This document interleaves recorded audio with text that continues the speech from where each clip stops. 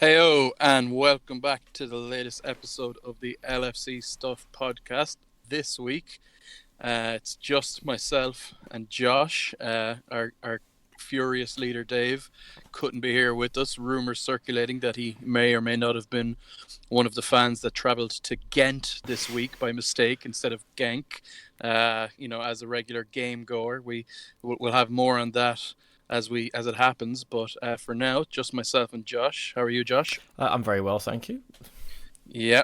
Today is Thursday, the day after Liverpool beat Genk. What was the final score? Was it 4-1? 4-1. Yeah, it was. Yeah, 4-1 was the final score. And on Sunday we had Manchester United 1, Liverpool 1 in the Theatre of Dreams. I suppose we'll start with this game on Sunday first. Josh, yourself and myself both predicted comfortable victories. It didn't pan out that way. What did you think of the game, assuming you weren't too drunk to have any hot takes on it? No, I ended up watching it at home, so it wasn't too bad. But it was just a bit crap, wasn't it? I mean, I don't really want to go into VAR because I think everybody's opinions are well documented on what the decision should have been for the first goal. VAR just needs fixing, really, doesn't it? I think Klopp highlighted it. It's not the tool itself; it's the tools that are using it. And yeah, English referees just aren't very good. But yeah, I think there was again a clear plan of just not letting Man United, well, trying not to let Man United score, and then hope that we could do something at the other end. But I thought going forward we were much better than we were in February. I thought Firmino had a good chance in the first half, which he probably should have taken. I thought Wijnaldum was really good first half. And then the second half, we just penned them back. Is what we should have done. Should have done in the first half. And then you've got Jordan Henderson being bombed out to the right wing. I think that says a lot. That he wasn't he wasn't the one to be staying in midfield. I think that was a conscious effort to move him out of the way. Especially when Wijnaldum has been the one to join because it was a switch to 4-2-3-1 in the second half, and normally that means Wijnaldum either goes attacking midfield, or we even saw him. I remember he went left wing at the Etihad in January, and he was it's the false nine at the new camp as well. So yeah. So he's normally, but instead it was just stationing Henderson, who wasn't good at all, and to be honest, hasn't been very good this season. I think the problem with putting Henderson on the right wing on Sunday was he just got in Trent's way by just being there. It's just move, move, do something. Yeah, he's not Shaqiri, where he's like naturally cutting inside and Shaqiri just roams around. He doesn't literally stay on the line and hope someone passes it to him. But yeah, and I just thought as soon as he went off, the whole dynamic of the game just seemed to change. There was a little bit more fluidity, a bit more interchanging, a little bit more purpose in the way we were playing. I saw Klopp get very angry when the ball came in towards the back post. I don't know who crossed it in, and it went all the way through to the back post where Henderson really should have been, and he was on his heels 10 yards away. And not long after he was taken off. I'm not sure, was it K2 who came on for him, or was it Chamberlain that came on for him? I can't remember. No, Chamberlain came on for Origi, didn't he? I think Lallana came on for Henderson, and then Keita came on a bit later. So yeah, if you're getting subbed off for your best mate, I think it's not ideal if you are the Liverpool captain at Old Trafford. Yeah, there was big jeers as well when he did get taken off. I think kind of even the home crowd when they took a break from singing songs about murderers, even they realised the significance of the captain getting taken off. This is for the second time this calendar year as well, because you remember he got hauled off. And had a little bit of a spat with Klopp in the first one. Yeah, they had a bit of a minor falling out, but yeah, it was redemption of the Nobbler, Adam Lallana. I can't remember why he's called that, but I don't know. But I thought he played really well. I thought he did a good job when he came on. Well, he just did that Lallana thing of, for all that he can be kind of annoying and hold on to the ball too long and not, he gets kind of held up as a creative player, even though he's rarely ever been like kind of like a playmaker, but he makes the ball stick, and that was actually a big problem. Like I thought, like Liverpool were not good at all in the first half. I thought it wasn't helped by Atkinson, the referee, giving fucking nothing. Like the numbers on fouls were ridiculous because Liverpool had more than 2/3 of the ball, had like 3 times the fouls called against them. Like not just the Origi one. I thought like everything was just Well, that's the thing. going against us. And yeah, Atkinson was giving fouls that were softer than the one on Origi. I understand that. I don't think Atkinson saw it personally. I saw the JB Carragher doing VAR in Atkinson's view, and he did it and he couldn't see. The issue was the VAR, who up till last season was a championship referee. He's only refereed, I think it's something like 12 Premier League games in his career. Why he was put on VAR for Liverpool versus Manchester United, I have no idea. But he apparently said he couldn't see a foul, which is why the goal was given. It wasn't anything to do with clear and obvious, because apparently Martin Atkinson didn't see it. So it was just the VAR's decision, and it was just poor, which goes back to my earlier point. It's the tools that are using it rather than the tool itself. And David Coote, VAR's name, is a big tool. If he didn't see that foul. Yeah, it was. I kind of say I don't want to harp on referees or VAR. It's a bit boring. It is what it is kind of thing. But like that was an exceptionally crap performance by Atkinson. Like and people were saying like, oh well, it's a derby game. He's letting the game flow. He wasn't when United players were going down. He was giving fucking everything their way. Yeah, it was just. In terms of VAR, we've commented already how it's come to bite, Man City and what have you, and we all said it's going to happen to us one day, so we can't exactly get too excited about it. It's happened. It did us over. It did us over. We're still. I think we're still like pretty up in terms of VAR. Like City have had 2 stoppage time winners against Spurs. Like it's.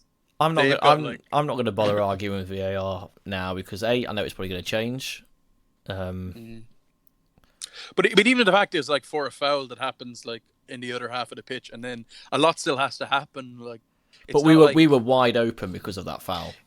Yeah. But even still, like Origi could have just because it's a heavy touch by Origi, and like if Lindelof doesn't kick some, I think he's still losing the ball. My point is that like, as someone on Twitter said, if they just use VAR as like a goal line technology, but for the touch line, and if they used it for offsides, I think it'd be fine. But it's when it has this wider scope of fouls, and it's like how far back in the phase of play do you go? Like the Mason Mount one at Stamford Bridge, even though that's more of an offside, a lot still had to happen after that. I'm not sure what the rule is on that. I think it's got something to do with if the ball goes out and it's a new phase of play, they don't look at it. Yeah, it's. I remember when Salah scored? No, was it Keita's goal against Southampton last season?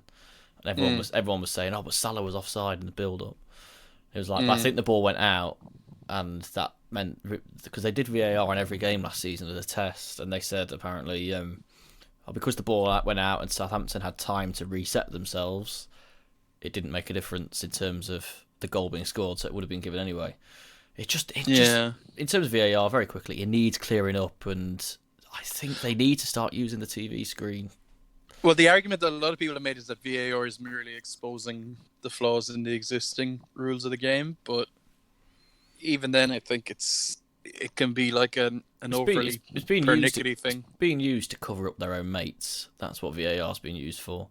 It's protect themselves, making themselves say, "Oh no, VAR says it's not a foul, which means the referee's really good. He's made the right decision." Well, that's the funny thing. People refer to VAR as if it's a technological being. Yeah, it's actually a video a binary referee. It's a binary yes or no. It's just not a ref. Yeah. Another thing people have been saying, because the Rugby World Cup is on, that you get the kind of contrast with how they do it with what they call the TMO. I think it's the TV or technical match official, and you get to hear the clear dialogue between the referee and TMO, and just lastly on VAR, the one thing, like, not once this season, I think it was Ken Early, I was listening to him on Second Captains, he said not once this season has a Premier League referee gone over to the little retro arcade machine to look at the screen. They've been told not to. Yeah, but just kind of weird because even What's though the point in having it there? I hate like the delay of it. But if Atkinson goes over there, he just sees that it's a foul on Origi, and Yeah. Yeah, I don't know. It manages to become a talking point every game, but I won't let it distract from the fact that I thought Liverpool were pretty piss poor first half for whatever Yeah, reason. yeah. Matip celebrated signing a new contract by having the worst game I can remember him Lovren having. would have been proud of that game. Yeah, Rashford just like not like his passing out from the back was he seemed to be keep losing at Matip, but like Mm. Rashford burned him about 3 times, I'd say. I don't think And Matip's particularly quick though. That's no, he's one of those. You never see him make slide tackles. He's like that crap Maldini he quote about used to be. He never used to having to be. make a tackle. Yeah, he used to be very reactive, which used to really, really irritate me. Um, he used to react to mistakes that have been made. Now, next to Van Dijk, he became a little bit more proactive, Yeah, because Van stopping, Dijk is Van yeah, Dijk's the one that drops. Yeah, stopping things from happening before they happen. Whereas yeah, this was just the complete opposite. He went back to his old thing, which is going to happen. But I thought as a team we defended pretty well. This first half, that was a good thing. The good thing about it, it's just that when we got the ball, and I thought Klopp said it as well, there was just no sense of purpose or quality going forward. I thought, as I said, Wijnaldum, I thought had a really good game. He did that really nice jinking run where he got in between. We went past three people, but then he hit a very, very tame shot at De Gea where he would have scored for Holland. But and the Firmino passed it to De Gea after a cutback. They're only two chances you can really think of, apart from Mane's disallowed goal, which again, not going to go into. VAR's probably made the right decision. It's hit his hand. yeah. It wasn't as soon as you saw it hit his hand, and with the precedent that's been set by VAR, you go, oh, you go, okay, that's not. Despite that's not Premier League rules saying they'll count them if it comes off another part of the body before the arm, and it hit his thigh before it hit his hand. But still, we'll give VAR the benefit of the doubt on that one. I thought as soon as he took the touch and then scored, I thought from the TV angle he'd handballed it because United just seemed to stop. And you can normally tell. De Gea was immediately. He was pretty confident that. I thought going in at half time 1-0 down was a little bit unfair, but 0-0 would have been. It wasn't like we should have gone in 1-0 up. It was Yeah, but Solskjaer got a lot of credit from people kind of for his three at the back and the wing backs. It meant that, and he went with kind of the split striker thing, which I thought, to be fair, credit where it's due. I thought it was actually good because it did get particularly Rashford into the channel alone with Matip, and he just he had the beating of him, and that'll happen because I think like for all that Rashford gets bashed and for all he's been badly coached, and if you put him in the left channel, like he's not just fast like Daniel James, but like he's properly strong as well. He can just go past people. He has that skill, that explosiveness, and I just wonder even would he does Matip really well. I think for the goal because even I know you said like we're wide open. I think Van Dijk could get out to James a little bit better to try and block the cross, but Rashford just I almost have a hard time blaming Matip because he fakes to go near post and then peels off onto the back, and I thought it was like good play from him, but it was. Other than that, United didn't really. They weren't really open. So they were getting runs at us, but we were kind of dealing with it. Well, we gave them that chance, didn't we? Our lots of space. That's what Solskjaer teams want to do because they can't attack properly. No, they can't. But so when you give them loads of space to do it, it's almost like licking your lips. It's almost like Liverpool 2 years ago. I just don't think that they're going to go into Liverpool now over a space of 2 years. They're not going to make the same progression, I don't think. I just think the first half was almost a wake-up call for Klopp because he changed it straight away, more or less. He gave them 10 minutes in the second half, and that was it. It changed. And I don't think he would have done that last season. I think...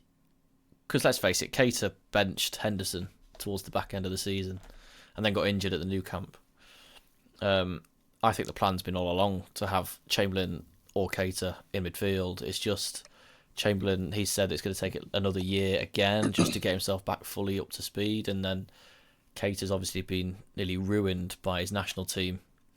So I think Klopp's been a little bit more reserved with him and make sure he's fully resistant to injury, get him resistant on the training pitch, and then when he's ready, play him a bit more. He played 90 minutes last night, which is really good to see. So Yeah. I think the plan's always been that Henderson will play. Well, he's almost warm in the seat for somebody, and then once the games come thick and fast, he'll be swapped in, rotated around with Wijnaldum, Milner, what have you. But there will always be, I think, from now on, and I think starting against Spurs as well, one of Keita and Chamberlain will always be in the midfield, and it's something that we've missed, but it's now And something. there's not a single fan who would be opposed to that, I don't think, because I would be happy to see Jordan Henderson in the midfield with one of them. especially in a big game, in a big game yeah, where there's a battle to be won. especially it's when it's him with Wijnaldum. This is not a bad thing about Wijnaldum. Wijnaldum's a shuttler. It's what he's very good at for Liverpool. He's good defensively. He's okay going forward. He's there to facilitate the person next to him. But when Wijnaldum's the one facilitating Jordan Henderson, it's almost like, oh, why do we have to watch this? Unless you're playing against a team, almost like Man City, who are going to give you space to play just a ball in behind as fast as you can. But when you've got to dictate the game, those two can't do it properly. And it's not a slight on them. It's just not their game. Especially if you've effectively banned Wijnaldum from entering the opposition box, because people talk about it. You know, he does it for Holland. I think I said last week. We've seen him do it for Liverpool in 16-17. He got it was either 13 or 15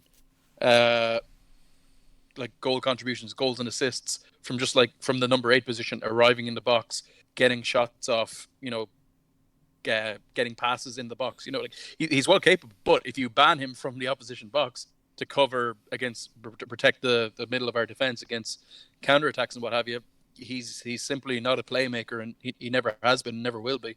But he does the role that he's asked of, and that's why he's a favourite to this day. But yeah, the story of the second half then in Old Trafford is we eventually shifted it. Last half an hour we properly took control.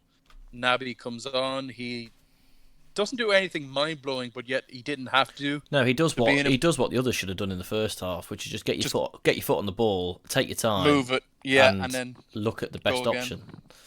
And it's just, and I think he does it really nicely. I think for the actual goal where it's switching from right to left, and because we have them properly penned in at this stage, and it comes right to left, and Robertson's kind of there, and he could play it, but Wan-Bissaka's already on the move to cover him, so Naby kind of checks back onto his right. He starts looking towards the right side of the box, and then he just plays a reverse pass to Robertson. And like, it's something small, but when you watch it back, you're like, yeah, he just buys him that extra second to take a touch, put a decent cross into the box. United didn't deal with it well at all, because out of all Robertson's crosses, it wasn't exactly undefendable. It bubbled. It bubbled to Lallana. Yeah. Marcus Rojo is asleep. Yeah. Rojo just leaves it, thanks. And we get Lallana's first goal in after watching 30 months. Yeah, remember Lallana's miss against Man City at the Etihad? When it's 1-1 and it's to win it in like the last minute. This is 2 years ago now. And Firmino's already knee sliding. Yeah. I think we should be grateful because of that he did score at Old Trafford. I think he has to serve special credit for scoring an open goal. He's not done it before. He's done it now. He has improved his game over the last 2 years. He has. But fair play to him. And if 4-2-3-1 becomes more of a thing, then I think it's better for him. I mean, he can still. The last time he was a regular for Liverpool was playing as an 8, but maybe he's not trusted to do the 8 role. I don't know. I guess he's been injured for 2 years, but we know that Klopp is still fond of him. Even he's an option. I mean, I thought he had a good game against Burnley at home last season. Like I'd always pick him. We're saying about having Milner or Wijnaldum and Henderson. I would always pick Lallana against the low block, just because he's someone who can progress the ball better, and he can keep the ball in the final third better, like than those two can. So for that reason, he's a better option. But it was. We had a couple of chances at the end as well. We had a couple of corners, but and Chamberlain had a chance where he dragged it wide in a very similar position to his goal against his Ghent first goal yesterday. Yeah, we'll get onto that now. Alexander-Arnold volleyed over. Naby's very much especially if he's going to play in a double pivot alongside Fabinho, he'll be kind of the deep lying playmaker. He's not going to be the highlight reel player that we saw for Leipzig, where he's just dribbling through the pitch and playing ridiculous through balls, mostly because he's not going to have that time a lot of the time. But he's going to be the one getting on the ball, ticking things over. And I think against Genk last night, he recorded over 100 passes, whereas Ox can be a bit more peripheral, but he's more dynamic and explosive. And even in this kind of XG shot quality, shot location kind of dominant era of football at the moment, where like shots from outside the box are decreasing year on year, Ox is someone who is a genuine threat from outside the box. Even before the Ghent game, I was thinking, against United, if it opens up from it, it's kind of reminds you of Gerrard, because he does have that shot on him, and then that in turn kind of opens up other options if people try to close him down. But then against Genk last night, it was the Klopp started the midfield that people thought we would never see. It was Ox and Naby as the eights alongside Fabinho. I didn't expect that. I thought Lallana might play with one of them. You think Lallana would have been rewarded. Yeah. Unless he starts against Spurs, which, Well, that was people's other thing, was that Ox and Naby are... I think Chamberlain coming off. Chamberlain coming off. I think he's penciled in for Sunday, personally. And then I think, obviously, we've got Arsenal, haven't we, next Wednesday in the Cup, which could be a good chance again for Keita to get 90 minutes under his belt. Gradually, the opposition is improving. You'll have had MK Dons, Genk, Arsenal's probably reserve team, so it's a good little step up. I think Chamberlain will be playing against Tottenham with Wijnaldum. And Fabinho. There's a thing with Fabinho, isn't there? Disciplinary record. He's one yellow card away from a suspension, and we play Man City in 2 games' time after Tottenham. So does he take the yellow against Spurs, sit out Aston Villa, and definitely play against Man City, or does he just hope he doesn't get a yellow card in the Villa game if he doesn't get one Sunday? Yeah, that's the question. It could be all moot because he didn't even start the last game against City. But to be fair, that was 9 months ago, and he has he's stamped his place in the team now. Yeah, he has. He is the man. It has to be said when it comes to that 6 role. So I would personally take the yellow card against Spurs. Yeah, he probably will get one anyway, stopping with a tactical foul on the halfway line. Yeah, well, we were saying he's had to do a lot of work with the higher line. It feels like we were talking about how he gets fatigued around 70 minutes because he's having to put in so much work. Again, last night against Genk, he is having to just, not so much that he's running around putting out fires, but there's just a lot for him to do, and he gets it done. So it seems inevitable that there might be he has to take a foul against Spurs as well. But you've moved the conversation on quite nicely. Genk, midfield. A lot of people whose names are Ian and Doyle have said that we shouldn't be playing that midfield again because we were opened up against Genk.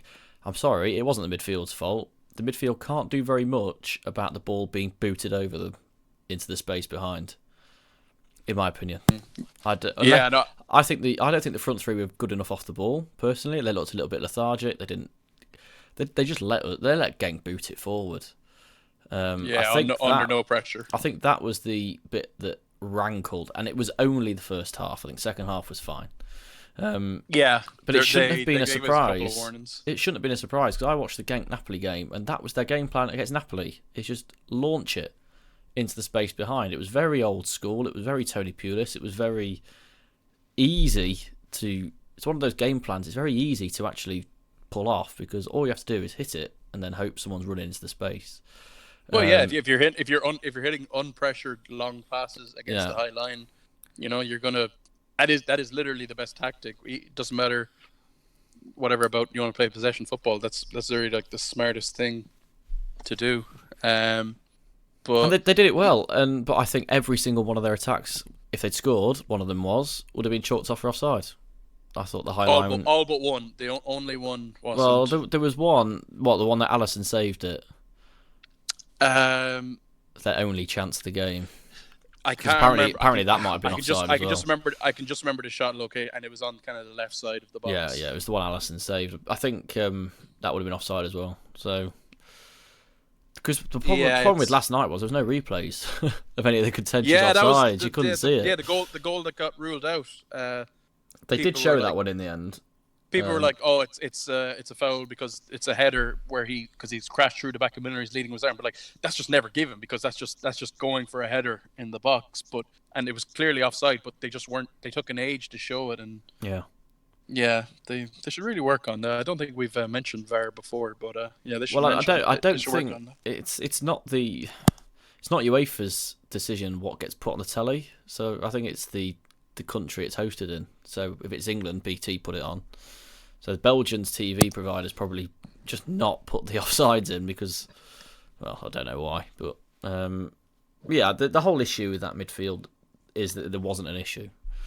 Yeah, I think. Well, I tweeted last night as well, just on Genk hitting long balls. I said, I tweeted that like it's so you don't see it anymore, but it's like a non-Premier League team who they've heard of Van Dijk, but they don't really know. They maybe don't know what he's about, and you see them just pump a long ball into his channel, into like the acres of space that, cause especially when it's Robertson, Milner, Robbo's going to be.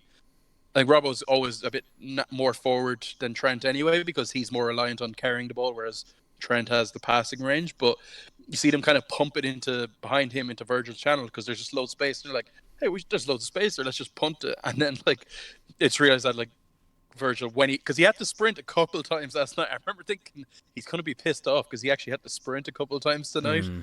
But like he just eats up the ground and just makes it look so easy. He spent the whole night looking irritated.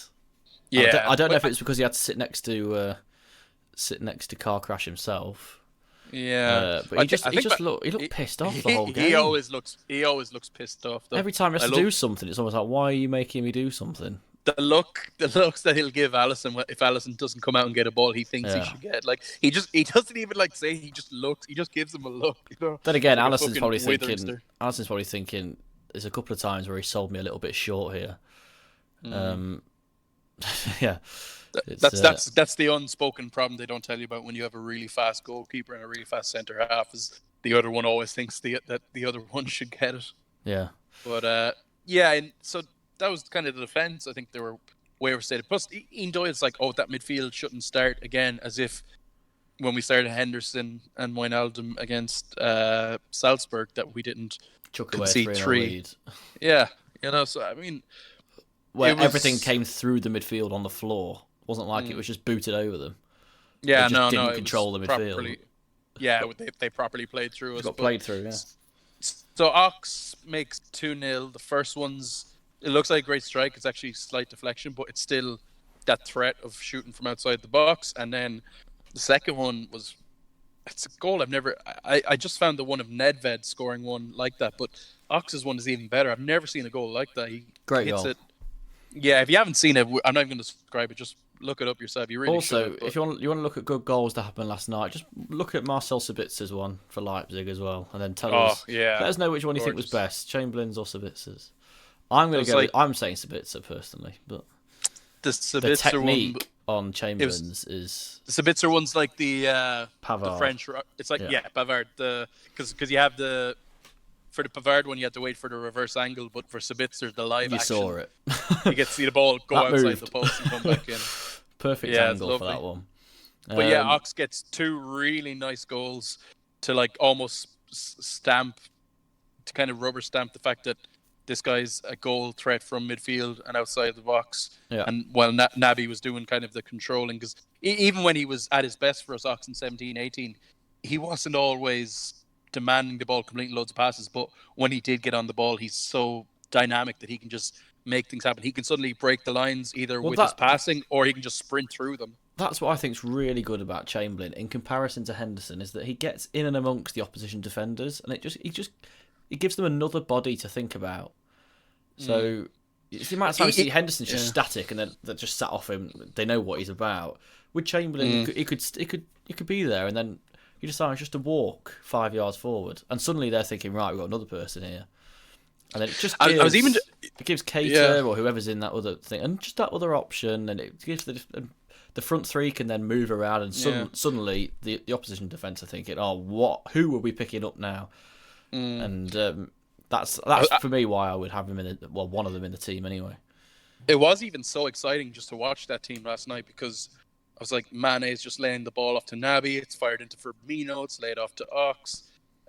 Work it back to Fabinho. He can spread it out wide to the right back, which will be Trent when he's back healthy. Roberts. Like, there's so all of a sudden it's not just the fullbacks and the front three. It's like the midfielders are like could just open up the game in a second now as well. It's like it's like everyone knows that that's like the obvious next step of evolution for this team is to make the midfield a bit more threatening, but like to actually see it in action, you're like, holy shit, must be a nightmare to play against. And the front three, I thought Firmino was good throughout, and then I thought Mane was good, and I thought Salah was just like not having a good game at all, and then he just gets a really nice assist for Mane's goal, which was like also a really nice goal, and then he gets like a really good goal of his own, Salah. Yeah. So it was kind of like Salah just looked like he'd been out injured for 2 weeks.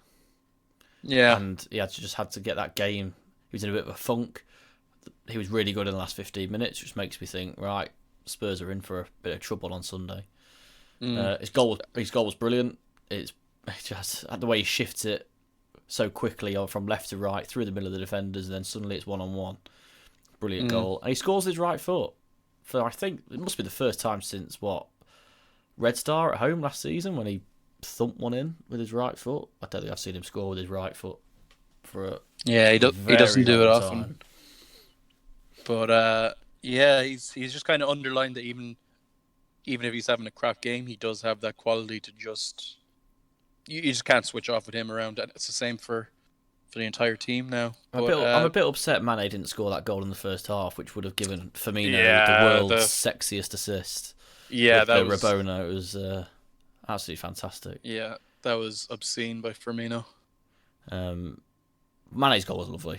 It's almost like you can't really tell, but he gets a lot of power on a dink because he's dinked it and it's ended up right in the far corner without touching the ground, and it's like wow. He's going so fast and away from goal to actually like get your foot under and around it. It was like you forget how good these guys are and how easy they make it look. And I just think Klopp was using this game as a nice little warm-up one for Spurs because he knew the front, which is maybe why he wasn't expecting so much off the ball from them. That it was just he was focusing on 90 minutes of them three working together, and it'll be surprising. It'll be surprising to see more than one of them play against Arsenal in the Cup as well. Oh yeah, none of them will. We're all like.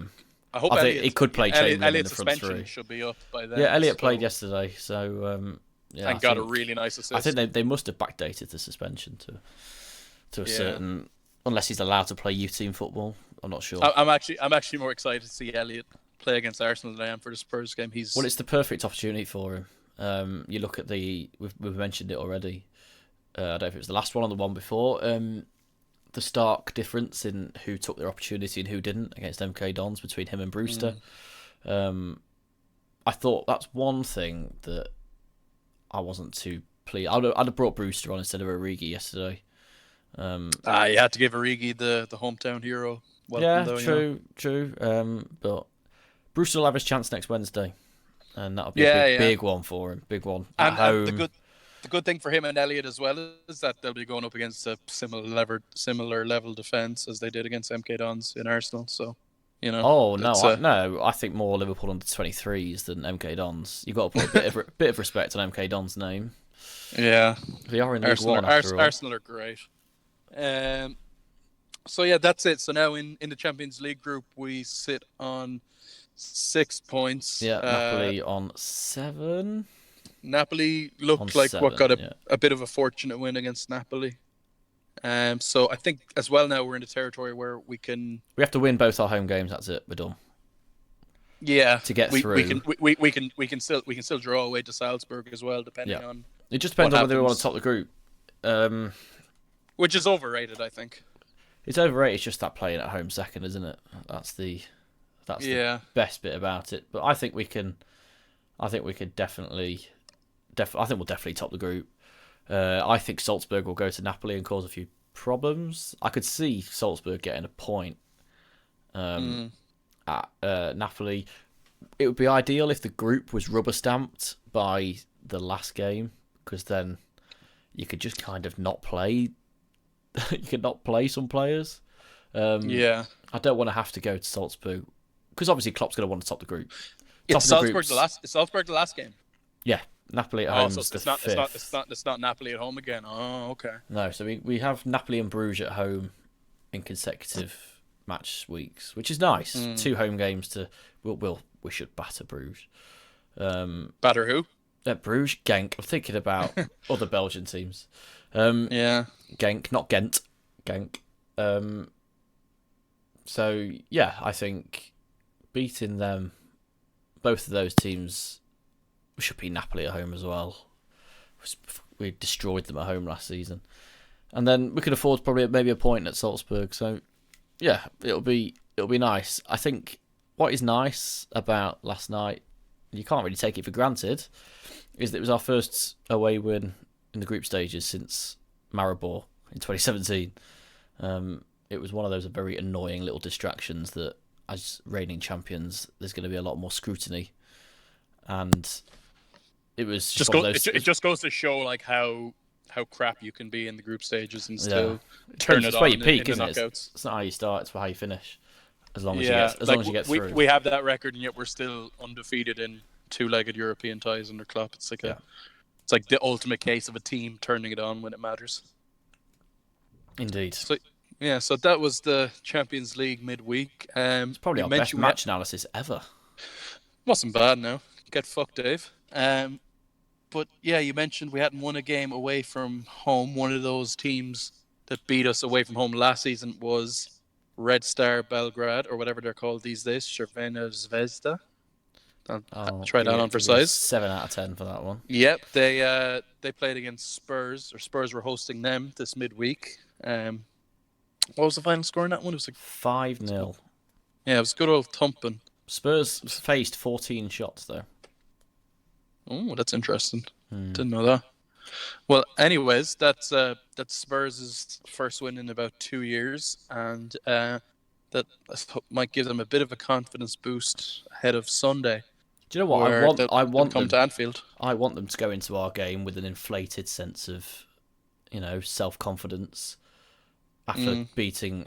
We thrashed Red Star. They were nothing special at Anfield. I know. Yeah, we did our thing in Belgrade. They're the classic European daunting Their away trip. pitch is huge, though. They've got the biggest pitch in the Champions League. 110 meters or 110. It's an Olympic stadium pitch, isn't it? Not that Serbia ever had the Olympics, but that they had a run track, didn't they? Yeah. So yeah, I want Spurs to go into our game with this self belief that they can come over and do us over like they nearly did at Anfield last season. They still have big problems. Well, do you remember the 2-0 against them a couple of years ago when Mane scored? Was it Mane twice? That'd be nice. Yeah, it was just 2 goals in the first a half. very, very comfortable win, and I think it'll just be the same again. I just think I said it already. I think Chamberlain will start because of what happened yesterday. I think he would have stayed on if he wasn't playing. Not one playing well, but hadn't scored 2 and was having impact. I think Klopp's thought, right, you're ready, son. Off you come. Don't want you getting injured. So I think Chamberlain will start. Will be just the crowd will be up for it. We've just dropped points. City are back within 6. City, well, it will be 3 by the time we play them. City have Aston Villa at home on Saturday lunchtime. So the crowd will be up for it. Let's get it back to 6 points, and obviously, we've got to keep this run going. We've got to stay as far ahead of City as we can, and it will just be, I think, one of those games where Anfield's an absolute cauldron, and it also sucks in a ball into the net when we need it to, like it did when Alderweireld and Lloris decided they weren't going to kick the ball on the line. Yeah. Yes, I suppose so. Spurs this season. I don't know if we've mentioned them on the pod yet this season, but the wheels have come off a bit. I remember we were talking about the episode we have after winning the big one in June, and we're saying I was kind of optimistically talking about Spurs. I was like, well, they could do what Liverpool did if they make a few signings. They could. No, they've gone the other way. They could push on. Yeah, no, you were pretty adamant that I think both before and after the game that they're not a good team, or at least they've been having like a really bad season by recent Yeah, standards. they rode a wave of Mm. momentum.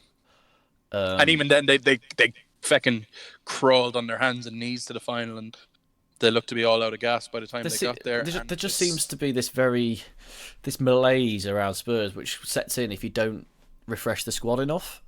It almost happened at Dortmund, at Klopp, and I don't think it will happen here, because I don't think they had always the right personalities back in Dortmund. I also think they had a massive injury crisis in his last season, but it was this thing that and it's almost they like they were getting shafted by XG yeah. as well. I remember at the time, whereas They were the second best team in numbers Germany. yeah, whereas like Spurs numbers like have been for a while It just seems like not good. the likes of Alderweireld, Vertonghen, Eriksen, to an extent maybe Son, Lloris, who obviously won't play because of his horrible injury. Just their core, whose names aren't Harry Kane, just seem a little bit fed up of having to keep doing the same old thing. There's been reports that Pochettino's methods don't change. That was just the Jack Pitbrook thing. It's just very stale. It's very regimented. They don't get many days off. It's almost like he's a bit of an arsehole to work for.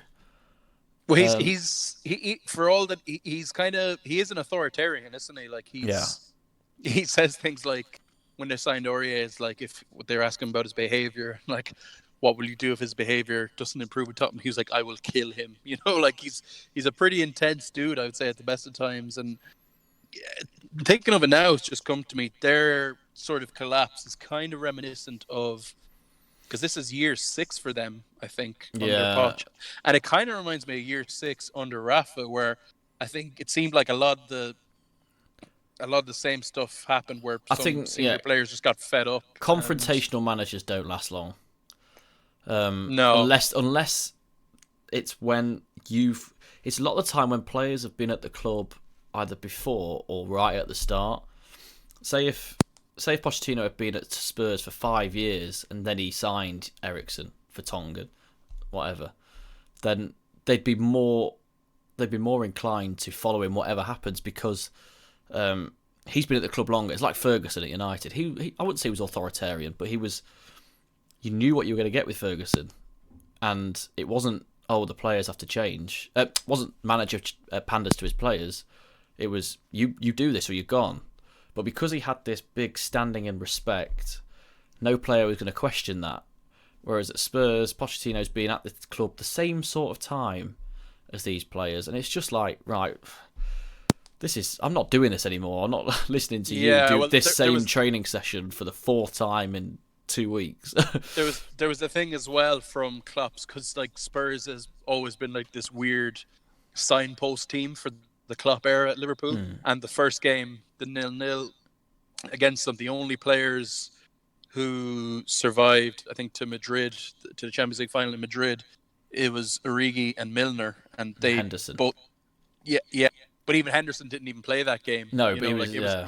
Whereas, like, for Spurs, it was still Lloris, Kane, Vertonghen. I don't know if Alderweireld came in his first season. I think he might have. Yeah, he 14, did. He 15. came from Southampton, didn't he? But a lot of the same, he had the same core this whole time. And that was for players who should have moved on this summer or a year or two ago. Like, they've been trying to get rid of Danny Rose. And I'm remembering now, I think we did talk about this a couple of weeks ago, but players like Danny Rose who should have moved on a couple of years ago. But Levy it's kind of this conflict of Poch wants to just get rid of players, but Levy wants to not only get the best deal, but be seen to be getting the best deal. So like players don't always move on when they're supposed to, and historically as well, like they'll have like late incomings because Levy loves leaving it until the last moment to bring in players. They were being linked with Dybala up until the very last minutes of the transfer window as well. But yeah, it's the wheels are coming off big time, and I think even that win against Red Star doesn't really. I don't think it's a paper covering. Yeah, it's not fooling anyone because they've had comfortable home wins already this season. I think the people that are being fooled more than anybody else are Spurs fans. I've seen quite a lot just seem to think that who'd say, "Oh right, this team just beat Red Star 5-0. Play them from now on. This is how we're going to play." It's like, no, I've watched not very much of Spurs over the past 18 months, and I can see that there is an underlying issue at the club there. I think the one game that I watched, and it really shocked me at how poor they were, and it was in the middle, I think it was the middle of the winter period. It was when they played Wolves at Wembley last season, and they had no shots inside the box. I think they had 13 shots, and they were all outside the box. One of them went And in, and they Wolves lost done 3-1. them. They Yeah, lost Wolves 3-1. did that thing where they hit them late on the counter like they did with City. Yeah, And and it was just, I just thought, has this always been? I just didn't. But now you see, they've almost regressed to a point where all you have to do is sit off them and park. Well, I don't like saying park the bus because it's a crap phrase, but you just have to just pack everyone behind the ball and ask them, "Go on then, beat us." And it's again something that you had to do with Liverpool. You could do with Liverpool 2 years ago, but you'd expect more from a team, as you say, entering their 6th year. Arguably, they've had their chance to win the league when they got however many points, 86 points was it or something, when they didn't win the league and they came third. I think it was 84 or 80. Oh yeah, I think it was 86. It's when Chelsea won the league. Yeah. Under Well, no, Conte. that wasn't their big year. It was the year Leicester won it. Well, Leicester only won it with 70 odd, didn't they? Yeah, but that was the year the Spurs famously came third in a 2-horse race. Yeah, but I think they've hit their peak and they're on the. It's almost like you know how to play against Spurs, and I think you ask anybody, you could tell them how to play against Spurs. The small sliver of sunshine for them, the one little bit of upside, and I kind of saw a little compilation of his best bits in midweek was new signing in Dombele. He looks like he's not had rave reviews this season, but he's still a good player, and you expect him to start on the weekend. So it'll be interesting to see how he looks. And I'm just checking here now as well. Lo Celso actually came off the bench. He's the other big new signing of theirs. So well, they played Sissoko and Ndombele in a midfield too. And then it was that's maybe why Red Star had 14 shots. Yeah, possibly. I don't think he'll do that at Anfield. I don't think he'll start 3 at the back either, because that was a big mistake he made last season when we tore them apart in the first half. Maybe he'll be inspired by the Wheelmaster in the Theatre of Dreams. Maybe he'll be inspired by that performance and look to take a leaf out of his book. I'd be irritated if he did, because I hate watching 90 minutes of Liverpool trying to break a team down, especially when it's that 3 in midfield. But thankfully, I don't think it will be. Yeah, thankfully, Ox and Naby are here to save the day. But yeah, you got any predictions for the game and how it's going to go and the score? I think it's going to be, as I said, I think it's going to be one of those intense atmosphere games where the opposition probably don't have a clue on how they're going to beat us. They go into it and think, what are we going to do here? As I've said, I think it's going to be a midfield that will be explosive. So I just think Wijnaldum seemed to step up whenever he played with Chamberlain. There seems to be that, Well, he even came off the bench last night. He sets up the Mane goal. He wins it. He wins it really nicely off a throw, and then we immediately turn it over and score. So yeah, I think it's going to be a nice explosive midfield.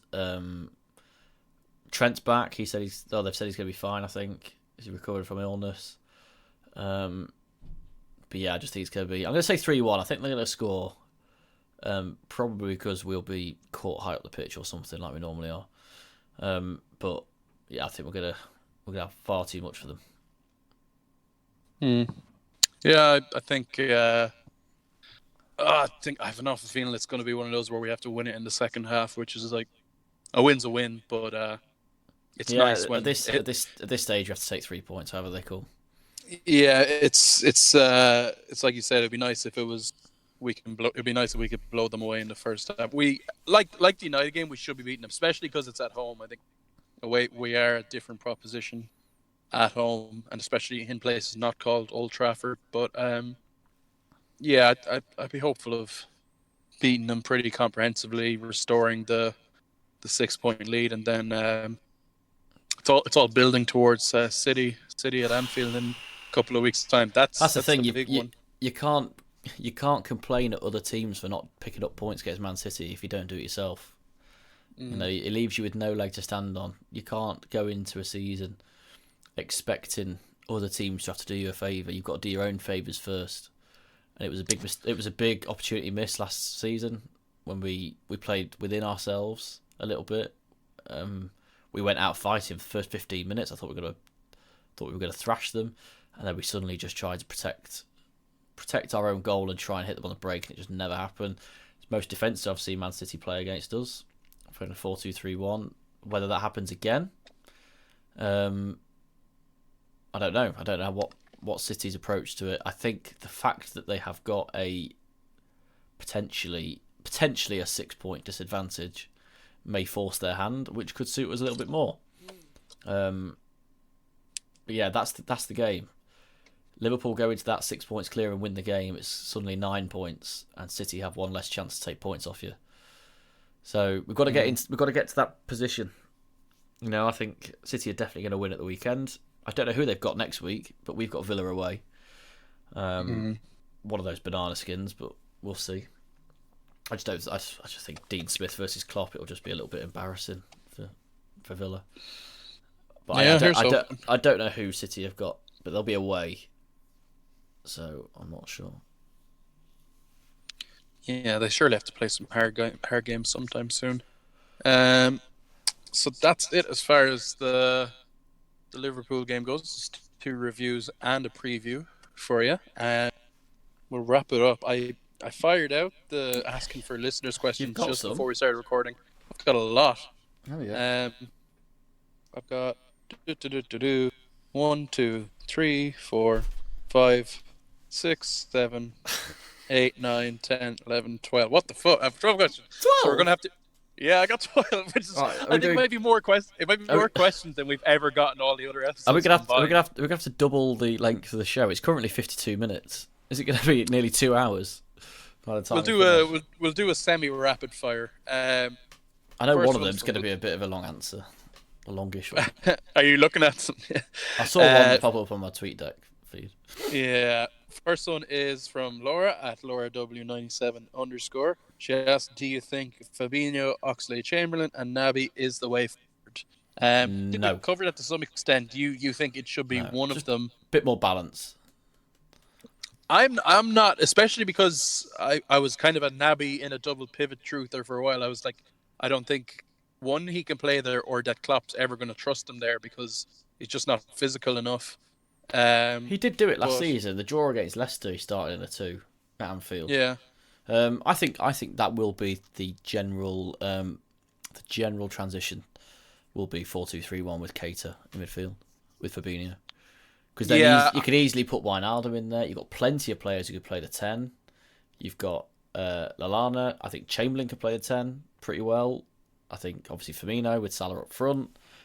You could probably put Chamberlain right in a 4-2-3-1. I think he'd play quite a nice little role there. I think we've got the options for it. It probably suits Henderson more because in the 6 he won't have to do what he does in a 6, which is try and dictate the game. But in the 8 he doesn't have to try and be explosive. He can kind of be in the middle, which is what he's good at. So I think he'd be good in a 2. Depends who he's next to. So I think 4-2-3-1 will be the general means to the end. Whether that happens, I don't know. But I don't think those 3 in a 3 together yet is the way to go. That might change if it gets a bit more game time against certain teams. You think, right, maybe it could be. I just think, how good was the Fabinho, Wijnaldum, Keita midfield last season when they played? I thought it was the perfect balance. That game against Bournemouth especially was just like, wow, not seen us dominate a midfield like that for a very long time whilst controlling a game at the same time. I think it is in big games I wouldn't maybe necessarily default towards it, but in games where we're the clear favourites and we're against an inferior team, I don't mind it at all because, like I said, Naby and Fabinho will just sort of control the ball between them, and then Ox at his best he's always going to be a bit peripheral, so you can just kind of 4-2-3-1. I'd have that 3 in a 4-2-3-1, but not in a 4-3-3. Yeah. I can see that. With Chamberlain's a 10. Yeah, Klopp's more and more favouring to a 4-2-3-1 anyways with the switches mid-game. So, He like keeps you say, it keeps might getting not be long. points. He keeps getting points because of it. So Yeah, he does, and that opens up a spot for Shaqiri as well. I yeah, personally, I hate Ox playing out wide, especially in a front three. It's maybe more tolerable when he's like a wide midfielder rather than a proper yeah, forward. But yeah, I think it suits just about everyone because even Wijnaldum and Henderson's like they'll look a lot better in a double pivot than having yeah, to play as an eight. yeah. And I just because thought, again, if the eights are banned from getting into the opposition box, then that kind of works what's for the point in Ox. having them? Well, because Ox can still shoot and play Yeah, passes from outside the box, so I think it works fine. But I think yeah, Cater will make a nice 6. I think personally. Dave will disagree. Dave says he shouldn't be in a team. no, I don't think either. He's not big enough. No, I don't think he needs to be big, particularly when you've got Fabinho next year. I thought he was Oh, pretty you mean a double pivot? Yeah. double pivot. Yeah, I think Not as the lone. No, not the lone 6. No, I meant in a double 6 sort of thing. Yeah, again, I would not in big games. I'm not sure I'm ready to see him You'll there never in know. big games. You'll never know what Klopp's working on with him. No, you don't. But yeah, I think I like to see that. Sounds like a bit more than you would, but it's nice to have options anyway. Yeah, so that's 1 out of 12. Yeah. took 4 minutes. This one might be a bit quicker or not. Dara at Duke of Nothing asks us 15 million bid for Kate comes in January. Are you taking it? Yes. No, yeah, obviously not. I'd have to mull it over. Put it that way. We'll see if we can finally nail down a place. If he's injured, yeah, take him. Yeah, Kieran at Kier Yun asks. It says David quote Kieran at Kieran ask when will you get me on the podcast as a special guest? Next week if you want to. Yeah. Wait, is he saying? I assume he's addressing it to David, who obviously isn't here. I'll speak on behalf of David. Yeah, you can come on next week if you want. We're always open for guests. Spice it up a little bit. Or you can come on the Manchester City preview where it's going to be all about that game. Yeah, the way he's written it has kind of confused me, but maybe it was just a question directly to David. I don't know. We'll ask Kieran. Next one from Majdos at Majdoos. He's a couple of questions. How many points are we getting in the league? I'll say 95. I will say 92. Yeah. I think City are going to get less than 90, though. Yeah, well, City, isn't it? They'd have to... I remember I was trying to do the maths, and I got really excited. Can they not get 90? They can't get 100 now, can they? Or they can? No, they can't. I was getting really excited because I miscounted their fixtures, and I was like, "Oh my god, the maximum they can get is 97, and it's actually 107." But even still, I think they've got tough trips. They've already dropped a lot of points. I think Stamford Bridge could be the killer for them, like it could have been last season when they lost there. Yeah, they put it this way: if they drop, they've got to go to Tottenham as well.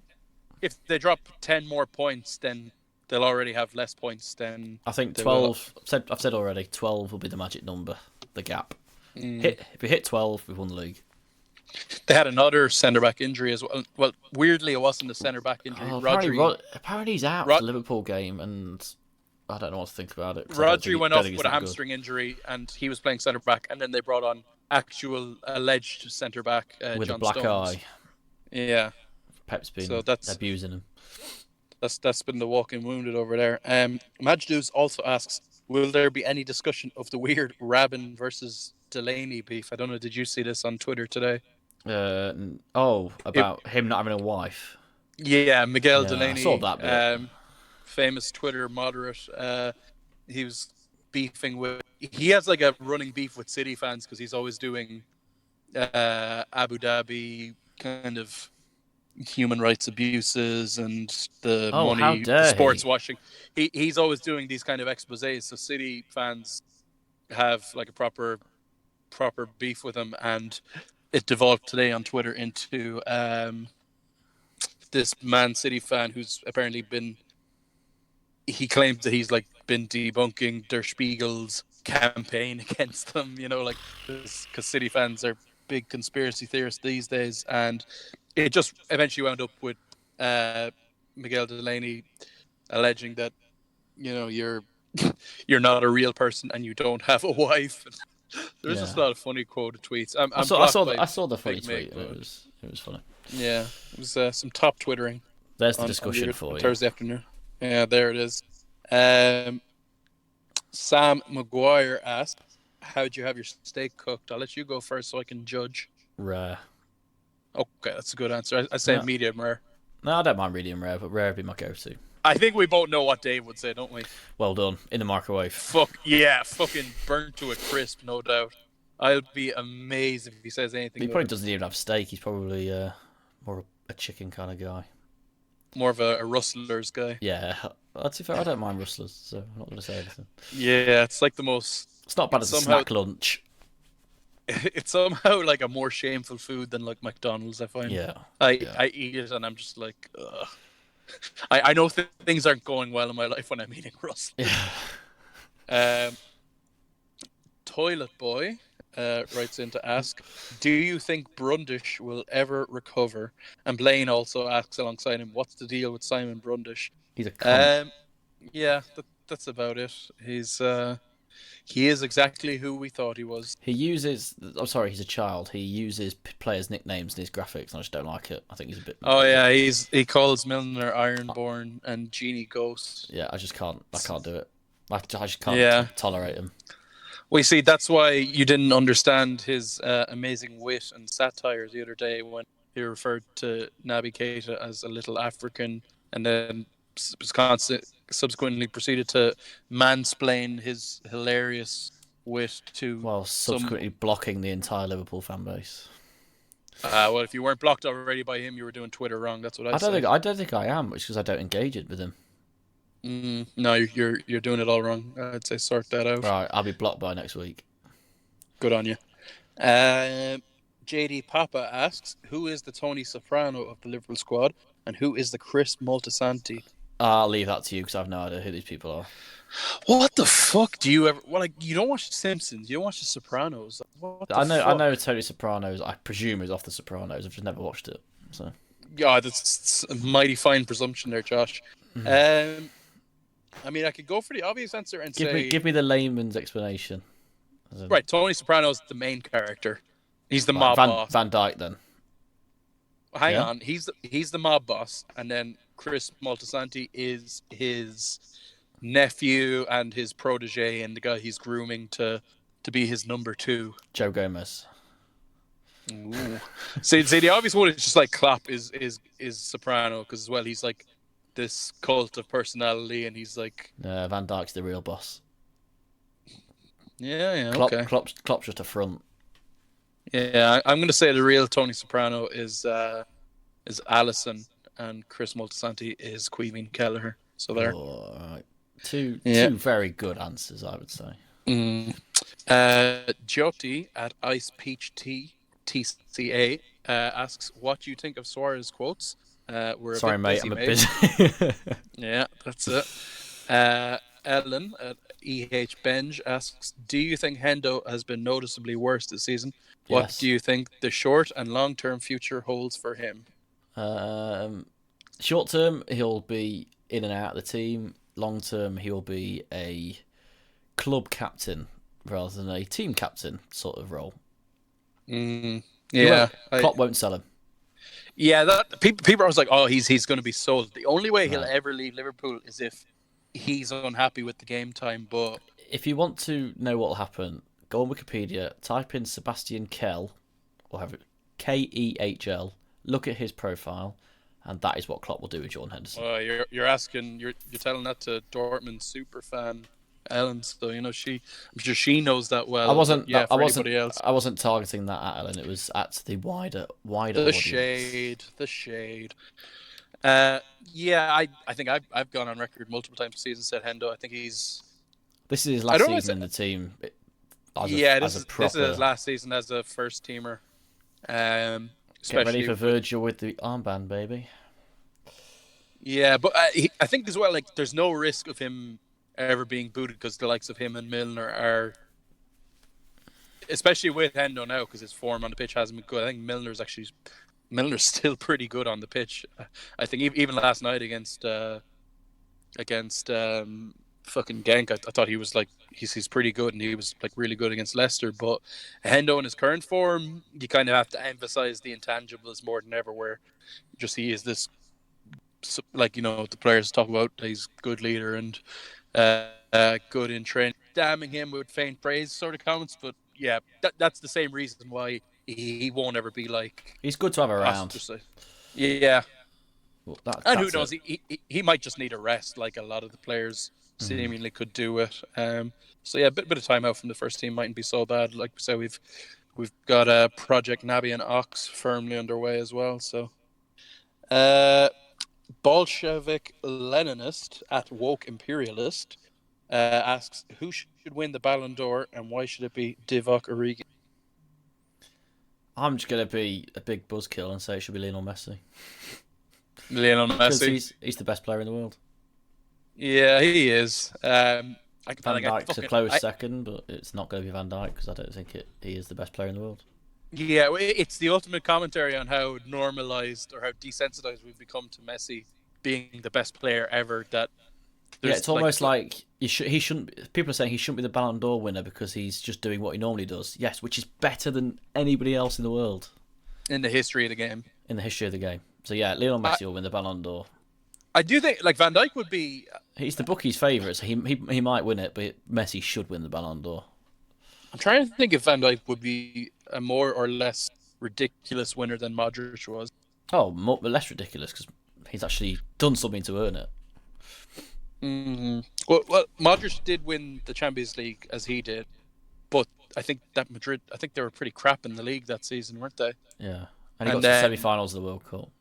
The final, let's be fair. Oh yes, it was the final. Oh yeah, England got knocked out by Croatia. It's no, yeah, you'd erase that one from the memory. No, it's no. The World Cup is no. It's the World Cup final is no, you know, UEFA Euro Nations League final, but still pretty good. Yeah. But then I would argue that Modric was pretty, like, if you're counting it as a calendar year award, I think Modric was pretty crap, and has been ever since. In the second half of 2019, whereas Virgil just keeps being Virgil. Yeah, but why should it be Divock Origi? He didn't make it, sadly, but yeah, by all rights, Messi should have won it every year since the first year he won it. But yeah, rapists. Yeah, they need normalising, don't they? Apparently, there was that funny video that I saw on Twitter this week of. I don't know what the question was, but it must have been like, why do you deserve the... It was at the hashtag the best thing.